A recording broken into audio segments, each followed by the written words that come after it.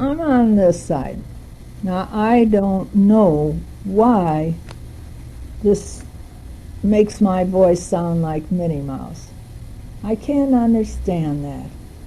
I'm going to have to take this back to the place there and talk to the man and see what he's got to say. I hate that when that happens.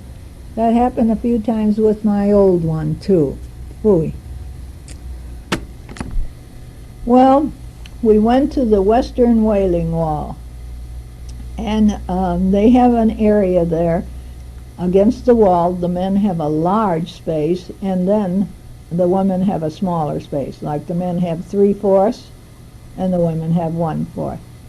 We went there, and we walked up to the wall where the women were, and we touched the wall, and we said prayers and whatever we wanted to say, and we prayed. And it was very emotional. I mean, you know, we're not Jewish, but that didn't make any difference. On the wall there, all along, men and women, it's dark on the bottom, and then it turns that light gray white color, and the wall is dark up like where a man is and as far up as his arm can reach. And you see, that's what it informs a dark line across this. And we prayed, and we saw that line, you know, while we were there. And afterwards I thought, what is that? Well, that's what it is. It's the oil coming out of your bodies and your hand, because people are pressing their foreheads against the wall or their faces against the wall and their hands, and that's what it is. We went and we saw the Church of the Nativity, and this is built over the cave where Jesus was born. Well, they assume that, you know. People really don't know for sure. Nobody knows. It's speculation, and they said this is the cave. It was a beautiful area, just beautiful, and it just was great to see. And the tile floor was exposed, and 4 feet below the floor here.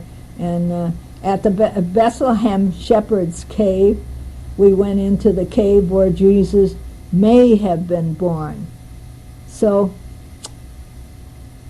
now you got the Church of the Nativity built over the cave where Jesus may have been born, and you've got the Shepherd's Cave in Bethlehem where Jesus may have been born. So 2 places there. It's very difficult for people to figure out what is happening.